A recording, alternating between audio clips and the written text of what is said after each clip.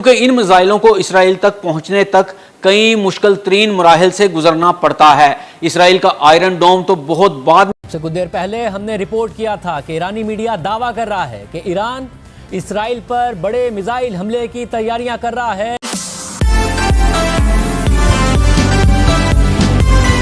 पहुंचना इंतहाई नामुमकिन कहा जा रहा था, क्योंकि इन मिसाइलों को इसराइल तक पहुंचने तक कई मुश्किल तरीन मराहिल से गुजरना पड़ता है। इसराइल का आयरन डोम तो बहुत बाद में आता है, ये आखिरी बैरियर होता है जो ईरान के मिसाइलों को रोक सकता है। लेकिन आयरन डोम तो अपनी जगह बेबस हुआ सो हुआ, लेकिन आयरन डोम का बाप डेविड स्लिंग और एरो 2 और एरो 3 भी बुरी तरह नाकाम हो गए। आज की वीडियो में हम बात करेंगे कि ईरान के बैलिस्टिक और सुपरसोनिक मिसाइल इसराइल तक पहुंचने में कितना वक्त लेते हैं, इनकी स्पीड क्या होती है, और जब सुपरसोनिक या बैलिस्टिक मिसाइल फटता है तो कितनी एनर्जी खारिज होती है और कितने एरिया या इलाका को नुकसान पहुंचता है, और किस किस मुल्क के ऊपर से गुजरकर इसराइल तक ये मिसाइल पहुंचते हैं। इसराइल तक पहुंचने में दीगर ममालिक की जानिब से क्या मुश्किलात सामने आती हैं, ईरानी मिसाइल इसराइल के आयरन डोम से कैसे बचते हैं, और जब ये मिसाइल इसराइल में निशाने पर लगते हैं तो इन मिसाइल की स्पीड क्या होती है। तो जनाब, ईरान और इसराइल के दरमियान फासला तकरीबन 1000 से 1600 किलोमीटर का है। यानी अगर आप लाहौर से कराची गाड़ी पर जाएं तो इतना ही वक्त लगता है जितना ईरान का मिसाइल इसराइल तक पहुंचने में लेता है। लेकिन यह सफर गाड़ी या हवाई जहाज का नहीं, ये एक मोहलिक मिसाइल का होता है जो आवाज से 5 गुना ज्यादा रफ्तार से आता है। अगर मिसाइल सुपरसोनिक हो यानी आवाज से कई गुना तेज, तो रफ्तार मैश 5 6174 किलोमीटर पर आर हो जाती है, या फिर इससे ज्यादा होगी, और मिसाइल 10 से 15 मिनट में ईरान से इसराइल तक पहुंच जाएगा। और अगर missile short range ballistic missile हो तो इसकी रफ्तार मैश 3 से मैश 7 तक हो सकती है, और इस सूरत में मिसाइल को 15 से 25 मिनट लग सकते हैं। अब बात करते हैं कि बैलिस्टिक और सुपरसोनिक मिसाइल में क्या फर्क होता है। तो चलिए अब आसान जुबान में समझते हैं। पहले समझ लेते हैं कि बैलिस्टिक मिसाइल क्या होता है।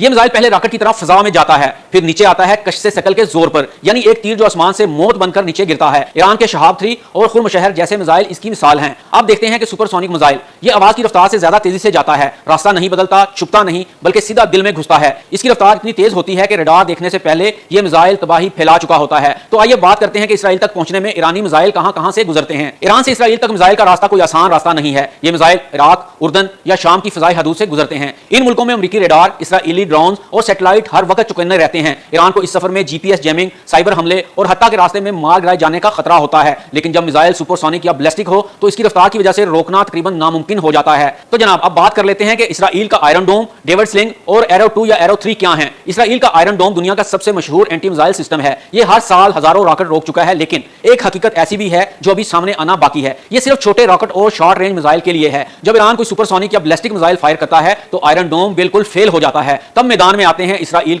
कुछ देर पहले हमने रिपोर्ट किया था कि ईरानी मीडिया दावा कर रहा है कि ईरान इसराइल पर बड़े मिसाइल हमले की तैयारियां कर रहा है, जवाबी हमले की तैयारियां कर रहा है, क्योंकि अब से कुछ देर पहले ही, अब से चंद घंटे पहले ही इसराइल ने ईरान पर दोबारा हमले किए हैं। उनके जो सरकारी मीडिया है उस पर हमले किए, मुतादिद साफियों की शहादतों की खबरें सामने आ रही थी, और अब इसराइली फौज ने कहा है कि ईरान ने इसराइल की जानिब मिसाइल दाग दिए हैं। और ईरान से मिसाइल दागे जाने के बाद शुमाली इसराइल के कई इलाकों में फिजाई हमले के सायरन बजाए गए हैं और हंगामी अलर्ट जारी कर दिया गया है। खुद इसराइल की तरफ से इस बात को कंफर्म किया जा रहा है, इसराइली फौज की तरफ से, कि ईरान ने इसराइल की जानिब मिसाइल दाग दिए हैं, और ईरान से मिसाइल दागे जाने के बाद शुमाली इसराइल के कई इलाकों में फिजाई हमले के सायरन बजाए गए हैं और हंगामी अलर्ट जारी कर दिया गया है। इससे पहले अमेरिकी सदर ट्रंप ने कहा था कि ईरान कशीदगी में कमी चाहता है, जबकि इस हवाले से ईरानी वजीर खारजा अब्बास अरागची सोशल मीडिया पर यह पोस्ट कर चुके हैं कि अगर सदर ट्रंप वाकई सिफारतकारी के बारे में संजीदा हैं और इस जंग को रोकने में दिलचस्पी रखते हैं तो अगले इकदाम निहायत अहम होंगे। इसराइल को अपनी जारियत रोकनी होगी, और अगर हमारे खिलाफ फौजी जारियत मुकम्मल तौर पर बंद ना हुई तो हमारा रद्द-ए-अमल जारी रहेगा। यानी सदर ट्रंप एक तरफ ये कह रहे हैं कि ईरान चाहता है कि डीएस्केलेट हो, मगर ईरान के वजीर खारजा ये कह रहे हैं कि अगर सदर ट्रंप वाकई सिफारतकारी के बारे में संजीदा है और जंग को रोकने में दिलचस्पी रखते हैं तो उनके अगले इकदाम निहायत अहम होंगे। इसराइल अपनी जारियत रोकेगा तो हम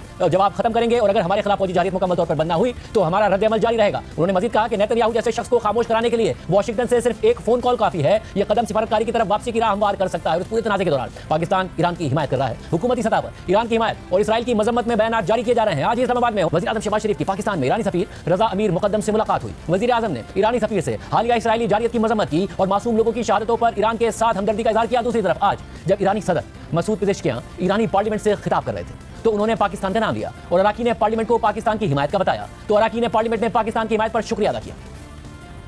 امروز باید همه کشورهای اسلامی دست به دست هم بدیم. دیروز در مجلس سنای پاکستان مثبت کردن که قبال سیاست‌های زشت اسرائیل با ایرانند و در تمام جایگاه‌هایی که نیاز باشه با ما خواهند بود.